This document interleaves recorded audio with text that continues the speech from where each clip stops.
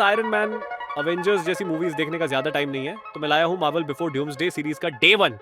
और आज की मूवी है आयरन मैन 1, जो 2008 में रिलीज हुई थी। तो मूवी की शुरुआत ऐसे होती है कि आरडीजे का टोनी स्टार्क एक आर्मी कॉन्वॉय में होता है, क्योंकि अफगानिस्तान में टोनी अपने नए मिसाइल सिस्टम जेरिको का डेमोस्ट्रेशन करने आया होता है। फिर अचानक से उनके कन्वॉय पर अटैक हो जाता है। टोनी किसी तरह से मिसाइल और फायर गन से बचने की कोशिश करता है, लेकिन उसके आसपास के सोल्जर्स एक एक करके मारे जाते हैं। टोनी जैसे ही सेफ जगह पहुंचने की कोशिश करता है, तभी उसके पास एक मिसाइल आकर गिरती है। और सबसे शॉकिंग बात यह होती है कि वो मिसाइल स्टार्क इंडस्ट्रीज की ही होती है।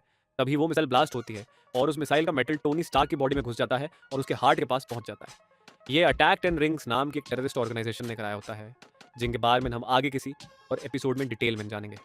तो इस सीन के बाद हमें मूवी में फ्लैशबैक दिखाते हैं, जिसमें टोनी स्टार्क को बचपन से ही बहुत स्मार्ट, इंटेलिजेंट और अमीर बच्चा दिखाया जाता है। उसने बहुत सारे इन्वेंशंस किए होते हैं और साथ ही उसको एक अच्छा बिजनेसमैन भी दिखाया जाता है। इसके बाद ये सीन दिखाते हैं कि उनके मॉम डैड की डेथ हो जाती है एक कार एक्सीडेंट में, जिसकी बात हम कैप्टन अमेरिका की एक्सप्लेनेशन में करेंगे। तो यहाँ तक दिखाते हैं कि टोनी बहुत इररिस्पॉन्सिबल होता है और उसकी एक असिस्टेंट होती है जिसका नाम पेपर पॉट्स होता है। इसके बाद टोनी को एक फ्लाइट में दिखाया जाता है और फिर वो अफगानिस्तान में जेरिको मिसाइल का डेमोस्ट्रेशन करता है। तो अब प्रेजेंट में 10 रिंग्स वाले टोनी को कैप्चर करके एक गुफा में ले जाते हैं। टोनी को बिल्कुल आइडिया नहीं होता कि उसके साथ क्या होने वाला है। तभी वो बेहोशी से जगता है और उसको रियलाइज होता है कि उसको बहुत समय हो गया है और उसकी चेस्ट में एक डिवाइस कनेक्टेड होता है जो कि उसकी जान बचा रहा होता है। तो ये एक इलेक्ट्रोमैग्नेट है जो उसके हार्ट के पास फंसे मेटल के पीसेस को अंदर जाने से रोक रहा होता है। उसके में टोनी की हेल्प करने के लिए एक डॉक्टर होता है जिसका नाम यिनसेन होता है।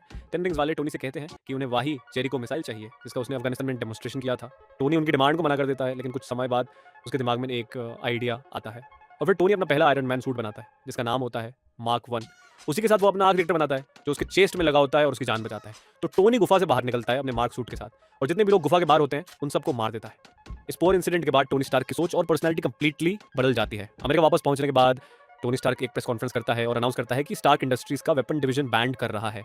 नेक्स्ट सीन में ओबेडिया स्टन को दिखाया जाता है, जो टोनी के फादर हॉवर्ड स्टार्क का क्लोज बिजनेस पार्टनर और स्टार्क इंडस्ट्रीज का सीनियर मेंबर होता है।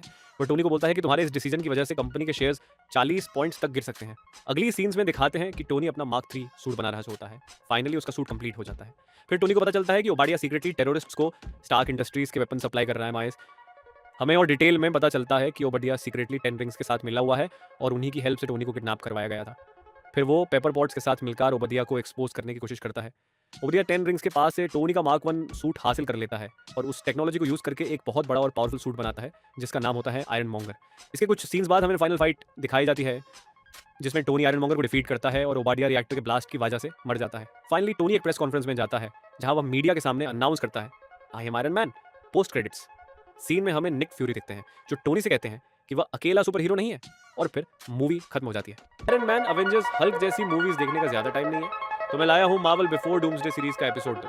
और आज की मूवी है द इनक्रेडिबल हल्क, जो 2008 में रिलीज हुई थी जस्ट आयरन मैन 1 के बाद। और मैंने आयरन मैन 1 का एक्सप्लेनेशन इसी सीरीज के एपिसोड 1 में किया है। तो मूवी की शुरुआत होती है ब्रूस बैनर से, यानी हल्क, जिसका रोल एक्टर एडवर्ड नॉर्टन ने किया है। और इसके बाद की सभी मूवीज में ये रोल मार्क रफालो ने किया है। 2005 में जनरल रॉस कैप्टन अमेरिका वाला सुपर सोल्जर सीरम दोबारा बनाकर अपनी आर्मी को पावरफुल बनाना चाहते थे। सीरम बनाने के लिए जनरल रॉस ने अपनी बेटी बेटी और बेटी के बॉयफ्रेंड ब्रूस बैनर की मदद ली, पर सीरम अभी इम्परफेक्ट था। ब्रूस ने इसे खुद पर टेस्ट किया और गामा रेडिएशन के एक्सपोजर से वह हल्क बन गया। अचानक हल्क ने तबाही मचाकर लोगों को मार दिया और रॉस और बेटी को भी घायल कर दिया। जब भी ब्रूस के इमोशंस आउट ऑफ कंट्रोल होते हैं, वो हल्क बन जाता है, जो इतना पावरफुल है कि नॉर्मल वेपन्स भी उसके सामने बेअसर हैं।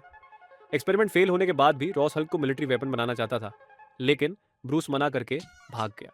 यूएस गवर्नमेंट के पीछे करने पर ब्रूस 5 साल तक छुपता रहा और हल्क बनकर तबाही भी मचाई।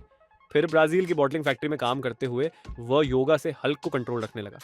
परमानेंट क्योर के लिए उसने इंटरनेट पर मिस्टर ब्लू नाम के साइंटिस्ट से हेल्प ली। फैक्ट्री में एक्सीडेंट से ब्रूस का खून एक बोतल में गिर गया, जिसे पीकर एक कस्टमर बीमार हो गया। रोज को लोकेशन मिली और सोल्जर्स भेजे, पर हल्क सबको हराकर एस्केप कर गया। ये देखकर सोल्जर एमिल ब्लॉन्स्की ने रोज से सुपर सोल्जर सीरम लिया, जिससे उसकी स्ट्रेंथ, स्पीड और हीलिंग बढ़ गई। ब्रूस कल्वर यूनिवर्सिटी जाकर अपना पुराना रिसर्च डेटा ढूंढता है, पर वो डिलीटेड मिलता है। फिर वो बेटी से मिलता है जिसके पास डेटा की कॉपी होती है। वहां ब्लॉन्स्की और हल्क की फाइट होती है, पर हल्क यूज बुरी तरह हारा देता है।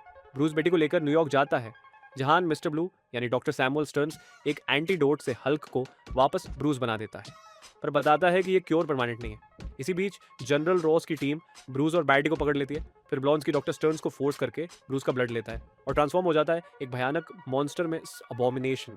अबोमिनेशन की तबाही देखकर ब्रूस रिलीज होने की मांग करता है। हल्क और अबोमिनेशन के बीच मैसिव बैटल होती है, जहां हल्क ह्यूज हरा देता है और बेटी के कहने पर उसकी जान बख्श कर भाग जाता है। फाइनल सीन में टोनी स्टार्क जनरल रॉस से मिलकर बताता है कि एक टीम बनाई जा रही है और फिर मूवी यहीं खत्म हो जाती है। अगर एपिसोड 3 चाहिए तो वीडियो पर कम से कम 500 लाइक्स और 50 कमेंट्स जरूर कर देना।